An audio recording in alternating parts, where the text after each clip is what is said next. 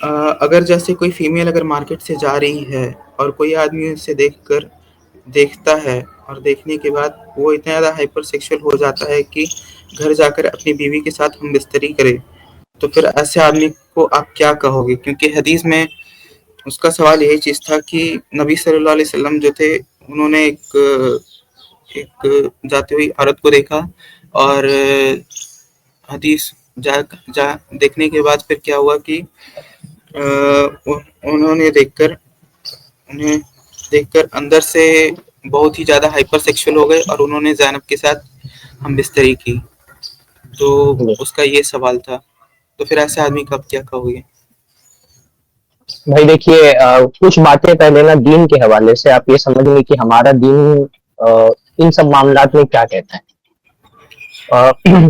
ایک عورت کو دیکھنے ہی کے معاملے میں دیکھ لیجیے ہمارا دین کیا کہتا ہے۔ اصلاً تو ہمارا دین یہ کہتا ہے کہ باقاعدہ قصد کے ساتھ، ارادے کے ساتھ، انٹینشنلی تو آپ کسی عورت کو دیکھ بھی نہیں سکتے، ہے نا۔ اللہ کے نبی صلی اللہ علیہ وسلم نے کسی نامحرم عورت کو نظریں اٹھا کر کے دیکھنے سے بھی منع کیا ہے۔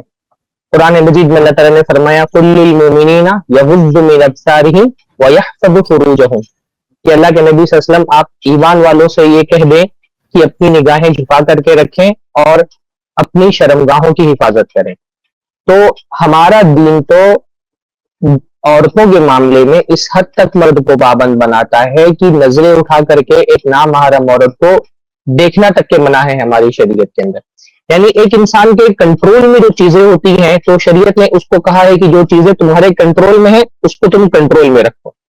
نگاہیں تمہارے کنٹرول میں ہیں تو نگاہوں کو تم اپنے کنٹرول میں رکھو۔ اگر کہیں پر اس بات کا امکان ہے کہ کسی عورت کی تم نے آواز سن لی یا راستے میں کوئی عورت جاتی ہوئی ہے تو تم کو اپنی نگاہیں جھکا کر کے رکھنی، کیونکہ نگاہوں پہ تمہارا کنٹرول ہے۔ لیکن بعض مرتبہ ایسا بھی ہو سکتا ہے کہ بھائی آپ بغیر اختیار کے، بغیر ارادے کے کوئی خاتون آپ کے سامنے آ جائے، آپ کی نظروں کے سامنے آ جائے۔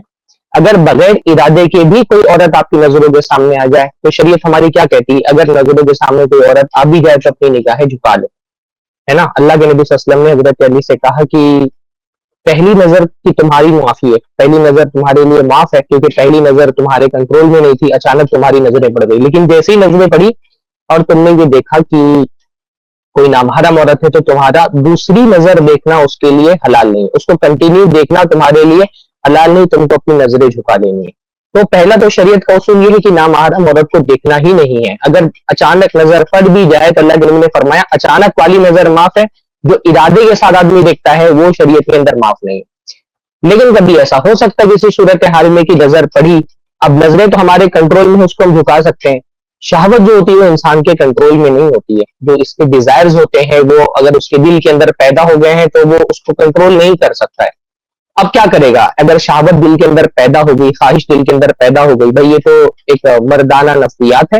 اللہ رب العالمین نے ہم سب کے اندر اس قسم کے سیکشول ڈیزائرز رکھے ہیں، اور ان سیکشول ڈیزائرز پر انسان کو کنٹرول نہیں کر سکتا کہ وہ اپنے آپ ختم ہو جائے۔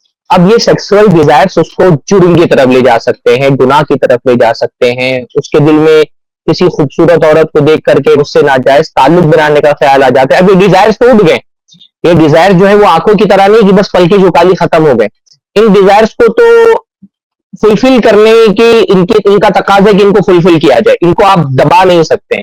تو شریعت کیا کہتی ہے کہ بھائی اگر یہ ڈیزائرز پیدا ہو گئے ہیں تو حرام کی طرف مت جاؤ۔ اس عورت کی کوئی غلطی نہیں ہے کہ جا کر کے اس کا ریپ کرو، اس کی عزت لوٹ لو یا اس سے کوئی ناجائز تعلق قائم کرو۔ اگر ڈیزائرز دل کے اندر پیدا ہو گئے ہیں تو حلال کی طرف جاؤ، حرام کی طرف جانے کی بجائے جو ایک حلال آپشن اللہ تعالیٰ تمہارے لیے رکھا ہے کہ تمہارے گھر میں بیوی ہے، بیوی کے پاس جاؤ اور اس سے اپنی ضرورت پوری کر لو، اور ذہن میں یہ خیال رکھو کہ بھائی یہ ڈیزائرز ہیں، ان کو پورا ہونا تھا، وہ اس عورت سے بھی ویسے ہی پورے ہوتے جیسے میری بیوی سے پورے ہو رہے ہیں۔ تو اس میں اعتراض کی کیا بات ہے؟ یہ تو ایک سلیقہ بتایا گیا ہے کہ انسان کو جنسی جرائم سے، ریپ سے اور سیکشول ہراسمنٹ سے اور زنا سے، بدکاری سے، ایڈلٹری سے کیسے بچایا جائے، یہ تو ایک طریقہ بتایا گیا۔ یہ تو بہت اچھی بات ہے کہ مردوں سے یہ کہا جا رہا ہے کہ بھائی اگر کوئی تمہاری ضرورت ہے تو اس ضرورت کو پورا کرنے کے لیے حرام کا راستہ اختیار کرنے کے بجائے حلال کا راستہ اختیار کرو۔ یہ تو اسلام کی خوبصورتی ہے ماشاءاللہ، کہ اسلام جو ہے وہ انسان کی جو نیچرل اس کی نیڈز ہیں ان نیڈس کو دبانے کا مطلب دینداری نہیں بتاتا ہے. جیسے دنیا کے دوسرے مذاہب میں کیا ہوتا ہے کہ بھائی تم کو اگر اوپر والے کے قریب ہونا ہے تو اپنے ڈیزائرز کو مار دو اور اپنی شہوتوں کو قتل کر دو اور بالکل بال برہمچاری بن کر کے زندگی گزارو. الحمدللہ ہمارا دین ہم سے یہ تقاضا نہیں کرتا کہ ڈیزائرز کو مارنا ہے. ہمارا دین ہم سے یہ تقاضا کرتا ہے کہ ان ڈیزائرز کو کنٹرول کرنا ہے. کنٹرول کیسے کرنا ہے کہ ان ڈیزائرز کو فلفل کرنے کا ایک دائرہ ہے, ایک سرکل ہے, حلال کا دائرہ.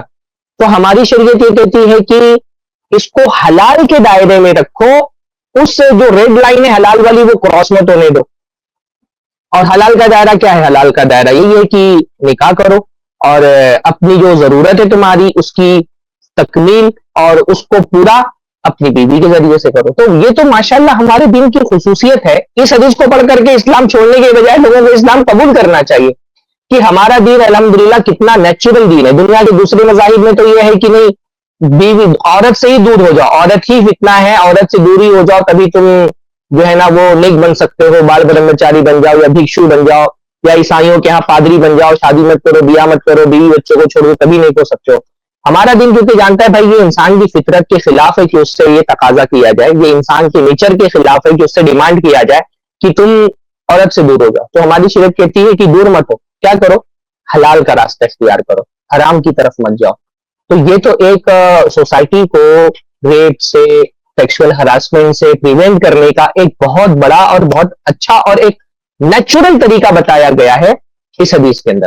اب کسی کو ہو سکتا ہے اس پر تعجب ہو کہ بھئی اللہ کے رسول صلی اللہ علیہ وسلم کے دل میں کیسے خیال پیدا ہو گیا کسی عورت کو دیکھ کر کے. تو جو اللہ کے انبیاء ہوتے ہیں وہ کوئی ایسا نہیں ہوتا ہے کہ وہ ان کے اندر کوئی سیکشل ڈیزائرز نہیں ہوتے. اللہ تعالیٰ نے جیسے ہر انسان کو, اللہ کے نبی صلی اللہ علیہ وسلم, اللہ نے قرآن مجید میں فرمایا کہ ہم نے جن نبیوں کو دنیا میں بھیجا ان کی بھی بیوی اور بچے تھے. اللہ کے نبی صلی اللہ علیہ وسلم بھی انسان ہونے کی حیثیت سے عام انسانوں کی طرح تھے. تو جیسے عام انسانوں کی ضرورت ہوتی ہے, ان کے اندر اللہ تعالیٰ نے ڈیزائرز رکھے ہیں, تو اسی طرح سے اللہ کے نبی صلی اللہ علیہ وسلم کے دل کے اندر بھی ڈیزائرز رکھے ہیں. یہ ڈیزائرز جیسے انسانوں میں پیدا ہوتے ہیں نبی صلی اللہ علیہ وسلم میں بھی پیدا ہوتے ہیں, نبی صلی اللہ علیہ وسلم میں پیدا ہوئے. اللہ کے نبی صلی اللہ علیہ وسلم کا یہ کمال ہے, ایک آدمی کا یہ کمال ہے, اس کی یہ خوبی ہے, اس کو تعریف کرنا چاہیے اس بات پر کہ اگر اس کی کوئی ضرورت تھی تو وہ حرام کی طرف جانے کے بجائے اس نے حلال سے اپنی ضرورت پوری کی, تو اس پر تو اس کی تعریف ہونی چاہیے, اس پر کوئی ملامت کی بات نہیں ہے. تو قرآن مجید میں دوسری جگہ پر اللہ نے فرمایا کہ جو لوگ اپنے ضرورت پوری کرنے کے لیے حرام کی طرف نہیں جاتے, حلال سے اپنی ضرورت پوری کرتے ہیں, والذین هم لفروجہم حافظون, جو لوگ اپنی شرمگاہ کی حفاظت کرتے ہیں اور صرف حلال طریقے سے اپنی ضرورت پوری کرتے ہیں, فإنہم غیر ملومین, ان پر کسی طرح کی کوئی ملامت نہیں ہے, ان پر ملامت نہیں کرنا چاہیے, ان کی تعریف کرنا چاہیے کہ بھائی ٹھیک ہے ڈیزائرز تو تم کو کنٹرول نہیں کر سکتے ہو, تمہارے نیچر کا حصہ ہے, تو تم نے اس کو پورا کرنے کے لیے کسی حرام کا رخ نہیں کیا. بری بات تو یہ ہوتی ہے کہ انسان کے اندر ڈیزائرز پیدا ہو گئے اور وہ گیا عورت کو ریپ کر دیا, اس نے یا اس سے ناجائز تعلق قائم کیا, شادی کے باہر رہ کر کے اس سے تعلق قائم کیا, تو یہ چیز ہوتی جس پر ملامت کی جاتی. اگر ایک آدمی کے دل میں جذبات پیدا ہوئے اور اس نے حرام تر کی طرف جانے کے بجائے حلال کا راستہ اختیار کیا تو یہ ملامت والی بات نہیں. پر مسئلہ کیا ہے, جو لوگ جن لوگوں کو یہ حدیثیں یا اس طرح کی حدیثیں اس میں قابل اعتراض رکھتی ہیں, وہ اصل میں ہم ہندوستان کے ماحول میں رہے ہیں نا, تو ہندوستان کے دوسرے مذاہب بھی جو ہندو مذہب ہو یا بدھسٹ ہو, جین سماج کے ہوں یا پھر کرسچنز بھی ہوں, آپ دیکھیں تو ان سب کے یہاں پہ نیک آدمی کا کانسیپٹ یہ ہے نا کہ بھائی اگر نیک بننا ہے دنیا کو تیاگ دو, اپنا کہیں پہاڑوں میں چلے جاؤ, جنگلوں میں چلے جاؤ, وہیں تپسیا میں لگے رہو, موکش کی پراپتی کے لیے بال برہمچاری بن جاؤ, تب جا کر کے تم نیک بن سکتے ہو. اسلام یہ چیزیں جو ہے نا یہ انسان کی نیچر کے موافق نہیں ہے, انسان کی نیچر کو سوٹ نہیں کرتا کہ اس سے یہ ڈیمانڈ کیا جائے کہ وہ بالکل جو منہ مایا ہے نا اس کو تیاگ دے, بالکل اپنے آپ کو بالکل ڈیزائر سے آزاد کر لے. اسلام میں جو نیک آدمی کا کانسیپٹ ہے وہ یہ نہیں کہ اپنے ڈیزائرز کو ختم کر دینا ہے, اپنی خواہشات کو ختم کر دینا ہے. اسلام میں نیک آدمی کا تصور یہ ہے کہ وہ اپنی خواہش پوری کرتا ہے. اللہ نے قرآن مجید میں فرمایا کہ اللہ تعالیٰ نے ہی کچھ چیزوں کی خواہش انسان کے دل کے اندر ڈال دی. سورہ آل عمران میں غالباً شروع میں فرمایا زین للناس حب الشہوات, اللہ نے کچھ چیزوں کی چاہتیں, کچھ چیزوں کی محبت انسان کی فطرت میں ڈال دی ہیں. وہ کون سی چیزیں ہیں؟ النساء, سب سے پہلے عورتوں کا ذکر کیا کہ عورتوں کی چاہت, بیٹوں کی چاہت, اور سونے چاندی کے ڈھیر کی چاہت, اچھے اچھے گھروں کی چاہت, اور کھیتی باڑی کی چاہت, مطلب یہ ساری چاہتے ہیں، یہ ساری خواہشات ہیں جو اللہ تعالیٰ نے ہماری فطرت میں ڈال دی ہیں. اب اللہ تعالیٰ ہم سے یہ نہیں تقاضا کرتا کہ جو میں نے تمہاری فطرت میں ڈالی وہ ساری چیزیں ختم کر دو.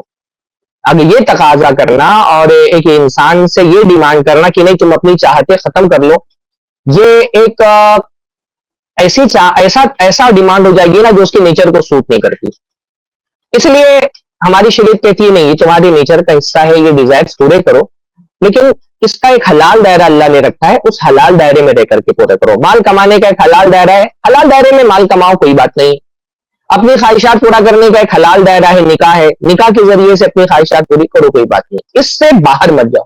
تو یہ تو ماشاءاللہ سوسائٹی کو گناہوں سے، ریپ کلچر سے، بدکاری سے، بلاತ್ಕಾریوں سے بچانے کا ایک بہت اچھا نسخہ ہے جو اس حدیث کے اندر بتایا گیا ہے. اور اگر آدمی بغور اس کو حدیث کو پڑھے گا تو وہ اسلام چھوڑنے کے بجائے اس کو اسلام کی عظمت سمجھ میں آئے گی کہ اسلام جو ہے وہ کتنا ایک انسان کے نیچر کے لیے اور اس کی فطرت کے لیے کتنا سوٹیبل ہے. اور دیکھیں آپ نا، اس لیے پھر کیا ہوتا ہے نا، عیسائیوں کا معاملہ دیکھ لیں آپ، بہت سارے مذہبی رہنماؤں کو آپ دیکھیں، بظاہر تو یہ شبیہ ان کی یہ ہوتی ہے اور امیج ان کی یہ ہوتی ہے کہ بھائی یہ بال برہمچاری ہیں، یہ دنیا کو انہوں نے تیاگ دیا ہے. لیکن کتنے کیسز میں پھر وہ ایک عورت کے ساتھ پکڑے جا رہے ہیں، کتنے لوگ جو ہے وہ بلاತ್کار میں پکڑے جا رہے ہیں. تو ہم یہ کہتے ہیں کہ بھائی یہ انسان کی فطرت ہے، عورت کی چاہت انسان کی فطرت ہے، اور آپ انسان کو فطرت سے دور کریں گے تو دو میں سے ایک بات ہوگی، یا تو وہ کہ وہ ایک ایسا کام کر کے گلٹ محسوس کرے گا جو گلٹ والی بات نہیں. اب اگر دینداری کا مطلب یہ ہو گیا کہ عورت کو چھوڑ دینا ہے، دنیا چھوڑ دینا ہے، اب ایک آدمی بیوی بچے رکھے گا اور جو ہے مال کمائے گا تو وہ بار بار مذہبی اعتبار سے اپنے آپ کو گلٹ محسوس کرے گا کہ میں کیا کر رہا ہوں، میں غلط کر رہا ہوں، میں دین کے تقاضے کے خلاف کام کر رہا ہوں. یا پھر یہ کہ وہ ان سرحدوں کو پھر توڑ دے گا، پھر اس کے نزدیک حلال حرام کا کوئی مسئلہ ہی نہیں رہ جائے گا، وہ بلاತ್کاری بن جائے گا، ریپسٹ بن جائے گا. اس لیے میں سمجھتا ہوں کہ اس حدیث سے اسلام کا ہم کو حسن پتہ چلتا ہے کہ اسلام انسان کی فطرت اور اس کے نیچر کے کتنا موافق ہے.